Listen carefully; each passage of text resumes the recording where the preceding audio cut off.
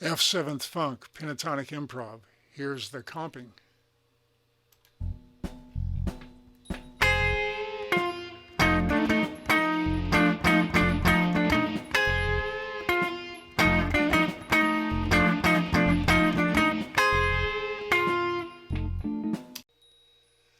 Core melodic rhythm is the one, two, or three locations in a bar that are the basis of the rhythm, a basic rhythmic theme. So on this, if you look at the comping part on the top, see my cursor, I determined that the core melodic rhythm for this is the and of 4 here. As you see below, it's marked core melodic rhythm and of 4, the plus after 4.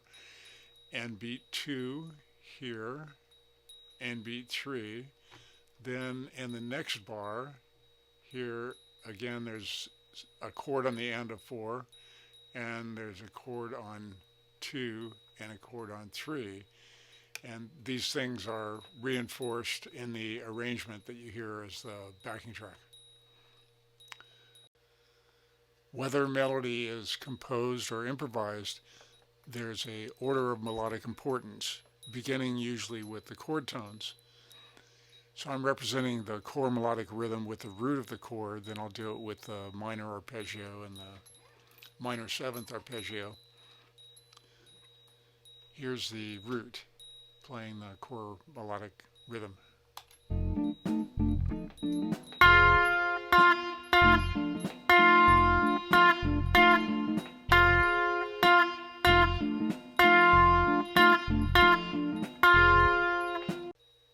Next in the order of melodic importance are the tones of the minor arpeggio. This backing track is based on F7th, which is basically F major, yet in some of the parts like here, there's a flatted third, so it's a hybrid really of major and minor. This chord shows major in the bass, 1 and 3, and from the bass to the treble there's a sharp 9 or flat 3, which makes it sound minor. So this is minor and this is major. So this song, like a lot of funk music, is a hybrid of the two. So I'm using the F minor arpeggio, and you can see it in the row of diagrams at the bottom toward the right, the center to the right. And the Roman numeral 8 means the top fret is the 8th fret, and here are 1, 1, flat 3, 5, 1, flat 3, 5, the F minor arpeggio. Here's that against the backing track, as you can see on the bottom staff of the music notation above.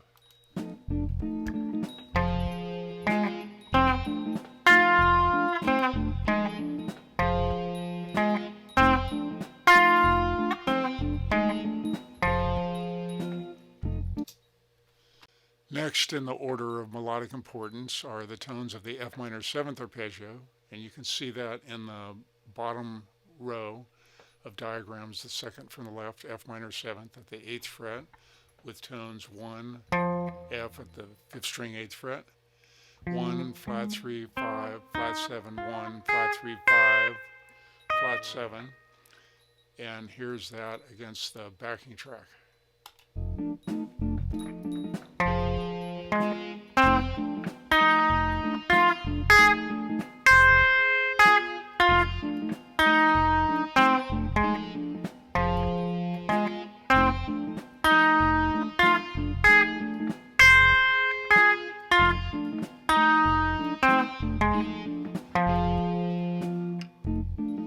Microtonal bends. Microtonal bends are quarter tone bends, or anywhere from 20 to 90% from a fretted note to the note a half step higher. So for instance here, if you look on the 4th diagram on the bottom row, and by the way, earlier in the video, the Roman numerals on the last 4 diagrams here, I think, were incorrect. They've now been corrected. So F minor pentatonic plus 3 or add 3 on this middle diagram here has 3 on the 2nd string, and that's the 2nd string 10th fret, and flat 3 on the 9th fret. If you bend flat 3 toward 3, it's a microtonal bend without bending all the way to 3. That's a microtonal bend. And in playing on a minor chord, F minor, you would tend to leave that closer to 20%, a very slight bend, 20, 30, 35%, to suggest major, yet not get close to the major note so it sounds out of tune. If I went way up close to the major,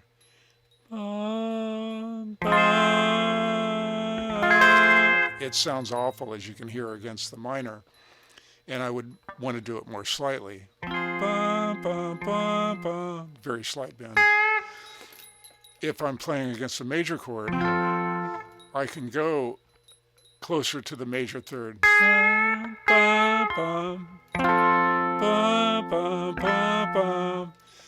Yet I might not want to go 95% to the note because it would sound out of tune, slightly flat. So it's better to leave it slightly flat, but close to the major third if you want a bright mood. And for a bright mood, you bend closer to 90%, and a darker mood, you bend closer to 20 or 30%. So here are the microtonal flat 3s, and the symbol for them in the music notation is a symbol that looks like a Nike logo or a sickle. You can see it right here in bar 20. And on the upper octave, you can see it, the last note in bar 20. And in music notation, the tablature shows those with a 1/4, an upward curved arrow with 1/4, meaning a half of a fret, a quarter tone. A fret and pitch is a half step, so a quarter tone would be half that much. So here's that, the microtonal bends, and they're being played on F minor 7th, and the microtonal bends are on the flat third, this flat third, and this flat third. Here it is against the backing track. By default, microtonal bends should be gradual like this, rather than quickly, because they can't be recognized so easily when they're quick. Gradually, you have a longer period of time to notice the pitch change.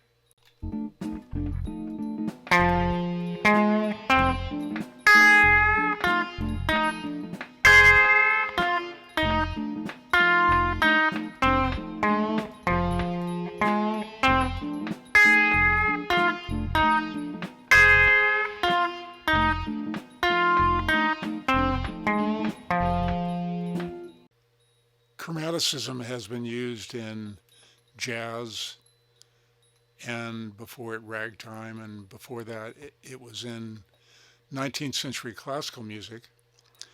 And composers in Eastern Europe, particularly in Russia, like the Czech Julius Fujik, that's Thunder and Blazes, his piece that's a circus song, and Rimsky-Korsakov's Flight of the Bumblebee, and pieces by Chopin and Tchaikovsky use chromaticizing.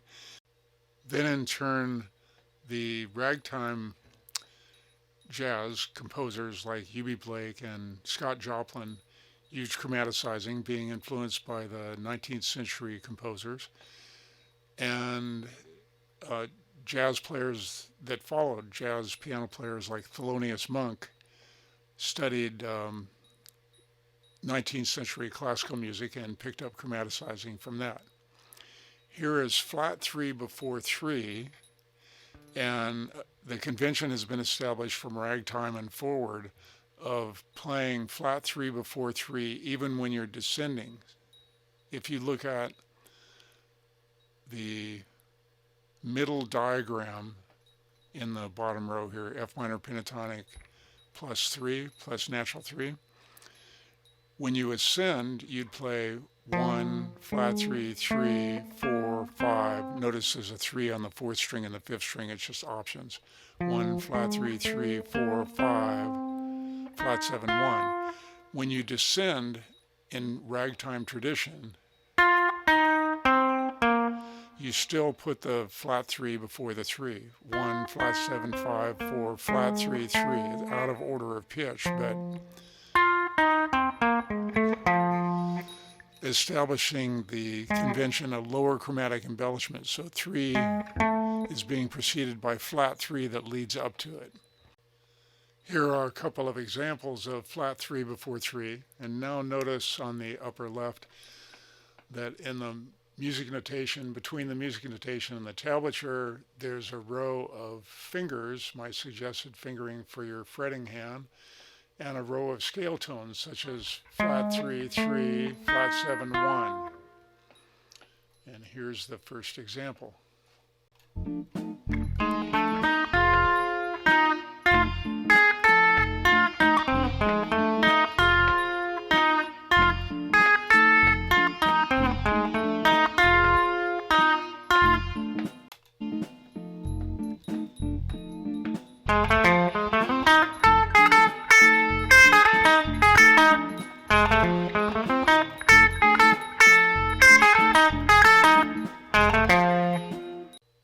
Sharp 4, flat 5 chromatic. This can be used a few different ways. Look at the diagram in the bottom row, the third one from the right. F minor pentatonic, add 3, add sharp 4. And that says a sharp 4 between 4 and 5. It could also be called flat 5. If I ascend on the 5th string from 1, 1, flat 3, I'm leaving the 3 out for now.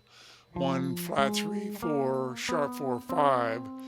It's called sharp 4 when you ascend between 4 and 5, and flat 5 when you descend. Descending, it'll be called flat 5, flat 5, 4. So 1, flat 3, 4, sharp 4, 5, or 5, flat 5, 4, flat 3, 1. In melody, it can be used as that, passing in between the 4 and the 5, going up or down. Or you could use it by itself, as you see on the first example at the upper left. It's a lower chromatic embellishment to the 5. Sharp 4 going up to 5.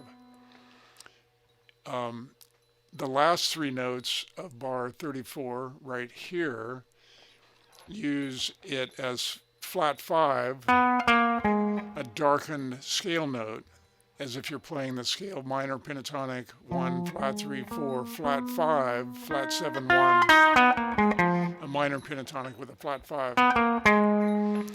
So that's a darkened scale note and doesn't use the 5, it's just a flat 5 instead. Here's the first example.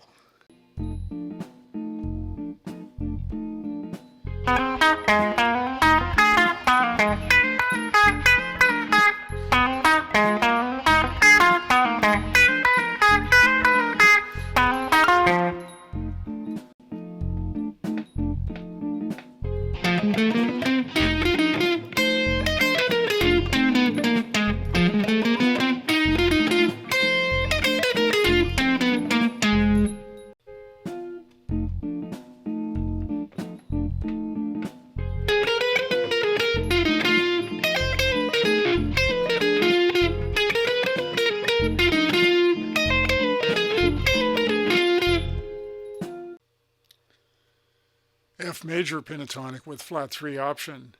The next to the last diagram on the bottom row here is F major pentatonic at the 10th position. 1, 2, 3, 5, 6, 1, 2, 3, 5, 6, 1 in the key of F. And the diagram on the right shows that with added flat 3s. There's F major pentatonic 1, 2, 3, 5, 6 with flat 3 instead, or with both using the flat 3 as a passing chromatic, 1, 2, flat 3, 3, more properly called sharp 2, 1, 2, sharp 2, 3, 5, 6, 1, and descending 1, 6, 5, 3, flat 3, 2, 1. In the example above, in the notation, again, the numbers are shown below the standard music notation for fingers in the top row and for scale tones in the bottom row. And you can see in the first bar, this bar 46, there's a flat 3 on the third beat, and that's here on the third string, 13th fret, beginning the next bar also. And in the bar that follows, flat 3 precedes 3, so that's a lower chromatic embellishment like we did earlier. And in bar 48 here, there's a lower chromatic embellishment again, 5, flat 3, 3. And here's the whole example.